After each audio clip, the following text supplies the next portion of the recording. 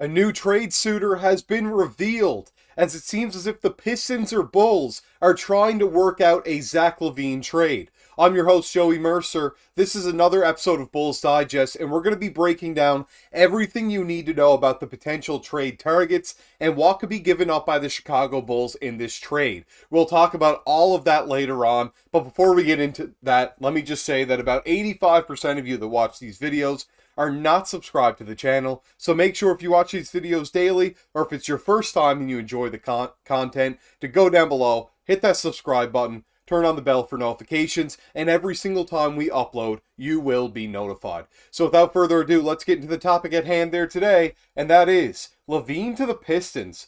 So it's not something that we've really talked about too much. We've mentioned a DeMar DeRozan trade that was a three-team trade with Draymond going over to the Pistons, DeMar to the Warriors earlier on in the season, but we haven't really talked about LaVine going to the Pistons. Now, what would something like this entail, you might ask? Well, that brings us to a tweet that I saw earlier, which said, "The Pistons and Bulls have discussed a trade centered around Zach LaVine per at JL Edwards III.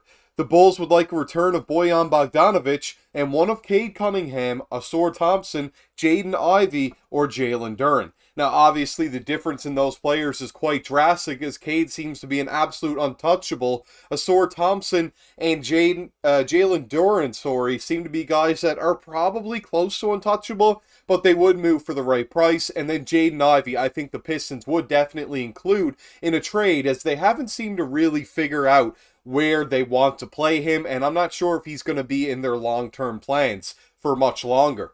The next thing that we saw on this was a tweet from diehard Chicago Bulls fans saying Zach LaVine has a career win percentage of .372. If he's traded to the Pistons, he may go down as the biggest loser record-wise in NBA history, and that's not something that you want to see if you're Zach LaVine, but that is the absolute facts. Which is what brings us to the next part, which was an article which went off the first tweet that I showed you from the NBA Central and says, "Similarly, the Chicago Bulls and Pistons have had conversations involving Zach LaVine, league sources say. Chicago appears to be locked in on a package involving Bojan Bogdanovic and one of Detroit's blue chippers for LaVine and his hefty contract. Once again, the Pistons have shown no interest in parting with any of Cunningham, Ivey, Duren, or Thompson. It is possible Detroit considers adding LaVine when/if the Bulls' asking price goes down. However, those are discussions that have been happening and will continue to happen internally." Now, I'm not really sure what to believe when it comes to this one. I don't really know. Zach LaVine doesn't really seem to fit the Pistons' whole game plan. They would only be willing to take on bigger guys, I think, if they could flip them or see them in their long-term goals. And I'm not really sure if Zach LaVine is a guy that is going to fit that mold for them. However, you never know with Troy Weaver over there. Some stranger things have happened for the Pistons. They fumbled the bag a few times on different trades, and we never really know what's going through the head of their front office over there. So stranger things could happen, and a move like this could definitely occur. When it comes to those players being untouchable that was mentioned and waiting for the asking price to go down, I'd say the Bulls will just hold on to Zach LaVine rather than a lowering asking price when it says just one of those players along with Bojan. Bojan and Jaden Ivey, not a crazy asking price for Zach LaVine. It might be a hefty contract, but you have lots of money to spend if you're the Detroit Pistons. Every team knows that, including the Chicago Bulls, and they're going to make you pay a premium to get that player there. Why not Bojan, who's 34, by the way, might you add? The Bulls are not looking to contend right away, so they'd have to get another young guy to come right in. But how do those guys look so far, and where do I think their potential stands on what they're going to become? That's something that I wanted to look at, including how Bojan Bogdanovic looks so far this season, and Zach LaVine. It's good to look into those players and see exactly what we're dealing with for how they run into things advanced-wise. I mean, there's so many statistics out there right now besides just box score that we can base things on, and box score doesn't really help us when we're looking at the Pistons players because a lot of stats are either inflated or deflated when it comes to field goal percentage because they're on the worst team in the NBA. So we want to see what they're doing individually really well that isn't showing up on the box score. That could help another team or at least develop into that in the next few years. So that brings us to Zach LaVine, who, of course, is a shooting guard for the Chicago Bulls, plays a bit of small forward as well, is about 6'5", and with a 6'8" wingspan, it's a pretty average NBA size. His bounce has gone down a little bit, but still has the ability to high fly. But after all of those injuries and surgeries, it's going to happen. He's only 28 years old, so still very young, and his positional size at the C+ means it's completely average. When we look into it next, though, you can see that this is how he's performing on the season. We've talked a little bit about this, but these are updated ones. So you can see the crafted OPM. This is from the website Crafted NBA. If you guys haven't checked it out, make sure definitely to go check that one out if you're looking for these statistics. He is in the 87th percentile when it comes to offensive plus minus in the entire NBA at shooting guard. This only is related to the positions that he plays. When we look at defense, 10th percentile, that means there are about 89 to 90% of the rest of the league is better than him at shooting guard when it comes to defense. So the defensive woes are definitely legitimate. That RPF that you see there with the lowercase r, that is his rate to personal foul. That's in the 85th percentile. It's not good when the rest of the defensive stats are bad. That means he's not picking up fouls and he's not trying either. When we look at the offense, when you go down, that's the true shooting percentage. When it ranks up to the rest of the league, he's in the 43rd percentile, which is just below league average, being 50. The shot quality, one of the better in the league when it comes to the quality of shots he decides to take, at the 85th percentile. His free throw rate is in the 64th percentile. How often is he drawing fouls? A little bit better than league average, which is good to see out of a quote-unquote star player. The three-point attempted rate is just about league average in the 53rd percentile, and in offensive rebound, he's just about the worst offensive rebounder at shooting guard in the league, which is not something I exactly would be too worried about, but it'd be nice to see him at least not the worst in the league. CTOV, that right there is when he's creating things. How often is he turning the ball over? Right there, he's in the 60th percentile, which is good. The closer to 100 is the better it is. He's a little bit above average when it comes to the league when he tries to create, so a little worrisome, but nothing too crazy. Still very solid. The load, he's in the 80th percentile. He's playing alongside DeRozan and Vucevic, of course, and now Kobe White, so his load has gone down a little bit to the 80th percentile. That's the load of the offense that he is carrying on himself. When we look at the portability, how well does he fit on every team or mesh with every team in the league? Offensively, they're saying here that his portability to another team is in the 41st percentile, meaning worse than average, so it would be a little bit more niche, but not necessarily impossible to fit him. It's just he's not fitting on most teams in the NBA. His passer rating is about average at the 47th percentile, just a couple points below, so not a great passer either for the shooting guard position, but about average. His deflections, that means how often he's getting deflections on defense when it comes to just getting a poke on the ball. It doesn't necessarily have to be a steal, but getting your hands on things, trying to disrupt passes, to disrupt offensive players. Right there you can see he's in the 37th percentile, so below league average. His defensive turnovers there, how often the rate that he is causing turnovers while he's on the defensive end, 13th percentile, really bad, one of the worst in the NBA at that. His defensive rebound percentage actually pretty solid, better than I thought it would be at the shooting guard position. At the 62nd percentile in the league, that means he is just a bit better than average, which is solid. The rim frequency, that's how often is he going to the rim and protecting the rim. It's only the 18th percentile in the league, so once again, one of the worst players in the league when it comes to that, as well as followed up the exact same percentage for his block percentage is very bad. This is only compared to shooting guards, not all the players in the league, so it is bad for his position. His versatility is about average on defense, meaning he could probably fit in a team oriented defensive system in the right system, and it's about average, so it's kind of a unknown there for sure. And we already talked about the rate for personal fouls, so I won't go over those stats as much there. If there's any of those that you have questions on, you can hover over them on Crafted NBA. As we talk into more of these things, I just wanted to show you guys percentiles so you could see exactly where everybody is sitting and what the things they're best at. LaVine would be shot quality he's great at. He's great at carrying an offensive load, and he can create a little bit as well, and is one of the better offensive players in the league at the 87th percentile. So that's something good to notice there. And now let's go over the Detroit Pistons players, starting with Bojan Bogdanovic. He is 34 years old, of course, and those two little yellow badges you see there, The one that looks like a colander means that he is a sieve. It is a sieve, of course, as well, depending on where what you refer to it. That means he is one of the worst defenders in the NBA, something to take a note of. And that bullseye with an arrow going through it means he's a sharpshooter, one of the best shooters in the league. He plays small forward for the Pistons, a bit of power forward as well. He's about 6'8", and the wingspan we don't have because it was a little bit of an unknown with him when he was drafted, so we don't have that wingspan on file right now. 226 pounds from Bosnia and Herzegovina. And yeah, the positional size is a C+, because we don't know the wingspan, and that's about what a small forward is right now, between 6'7" and 6'8". When we go in and we look at Bogdanovic's stats, we can see right away he is a worse offensive player, but the shooting is really good. It's just he's not creating or passing. We can look at his true shooting percentage in the 59th percentile, a little bit better than average. I'd call it about average. Shot quality, one of the best in the entire NBA at the 91st percentile. His free throw rate is about where Zach LaVine's is, oddly enough, at the 59th percentile. He's shooting more three-pointers at the 64th percentile. His offensive rebounding is better at the 60th, which really shocked me with Bogdanovic, but pretty solid. When he tries to create things, he turns it over a little bit too much in the 28th percentile, so that shows me that you want him to be a little bit more of a spot-up shooter, but can create when needed, just not that often.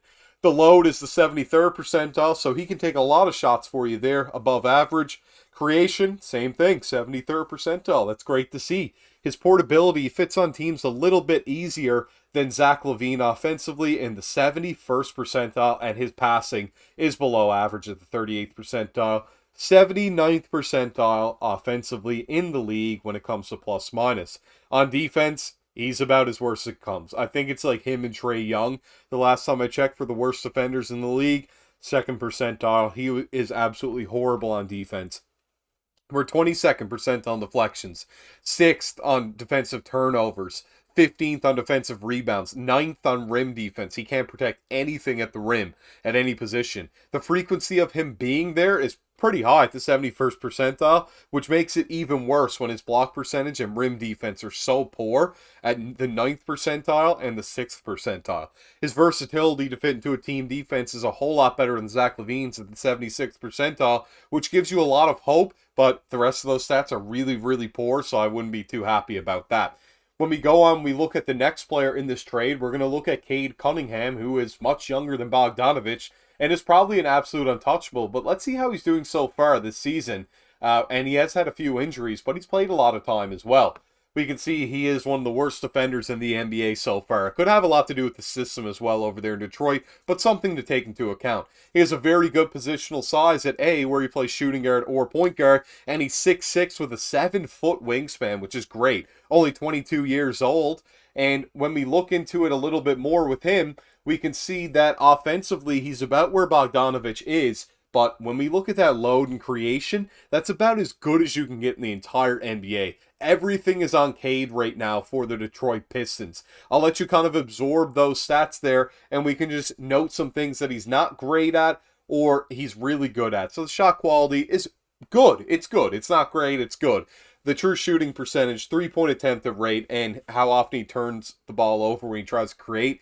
The creative turnovers are something that are a little bit worrisome with him. So not so great, but a lot of potential with him. His passer rating in the 85th percentile. He's a great passer that can carry a lot of load on offense for you and can create for you. That's great to see from Cade. Defensively, once again, one of the worst defenders in the NBA. His versatility is very high at the 86th percentile, but when we look at the rim frequency, defense, block percentage for the size of him at shooting guard and point guard, he's not able to block other small guards. He fouls about league average. His deflections, defensive turnovers, and defensive rebound are below league average, but some potential with the size of Cade Cunningham on that end. So that shows me with the rest of those stats not being near as low as Bogdanovic. He does have defensive potential, but I wouldn't hope that he becomes a really good defender. It just might be a team defender somewhere down the road. It just isn't just yet. And offensively, he's on the absolute right track. It's just carrying way too much of the load for the Pistons, which isn't exactly something crazy that we've had to see. It was something that I definitely figured watching some of those Pistons games, and I'm sure all of you watching there at home can definitely see that he has to carry a lot of it. Without him, they don't really have a whole lot going on. However, without him in the lineup, the team is doing good, but when he's out there on the floor, pretty much everything runs through him. Next player we're looking at is Jaden Ivey. So, the thumbs down means he is replacement level, meaning he is one of the worst players in the NBA this season. That bucket that you can see there with a cross going through it of a box, that right there is rim defense. That's supposed to be the backboard. He's one of the best rim defenders in the NBA, oddly enough, at the shooting guard position. He is a bad defender overall, but he does get some blocks, which is a really strange archetype for a shooting guard. He's only 21 years old and is 6'4", which is a little bit short for shooting guard, but a 6'9" wingspan puts him nearly a Dwayne Wade type of size. He is a bigger Ja Morant when he came in, and now looks more so of the size of a Dwayne Wade, just needs to put on some weight to make him a little bit bulkier, and I think Jaden Ivey will kind of fit into some things, but let's look at where he's going wrong and where he's going right. We can see right there that the true shooting percentage is 42%, which isn't great, and the quality of shots he's taken is really bad at 28th percentile. But he gets to the line a lot. The 89th percentile, the top guy that we've looked at so far, which is crazy to see. When we look at some other things, he doesn't shoot a lot of threes. He's about average at rebounding offensively, and he turns the ball over way too much when he tries to create, and that means that he's not going to fit on many teams based on his offensive play style. His load and creation are decently high for a guy that is bad at a lot of other things, which is not good. And his passer rating is above average, but isn't anything really to talk about. It has potential to get better, but he would definitely have to be in a different system for that to happen. His overall offense is below league average at the 36th percentile, and he would need a lot of change for him to become better. The thing that I think that he has a lot of ability to do is he can carry on some of the load. We've seen it has to do with the Pistons. His ability to get to the rim. He is like D Whistle. That's something that's really cool to see there. That's something he needs to do more. He needs to attack the rim more, not settle for those jumpers, and that could really help him the offensive end. When we look at defense, he's in the 6th percentile. He's really bad, just like Cade, but I do see a bit of a potential when it comes to blocking things at the rim. His rim frequency and block percentage are solid. His rim frequency at 71% is absolutely great for shooting guard, and block percentage in the 59th percentile, that's pretty crazy. That is really good to see there, and you can see that he's above league average at shooting guard for that. Adds to the versatility being about average.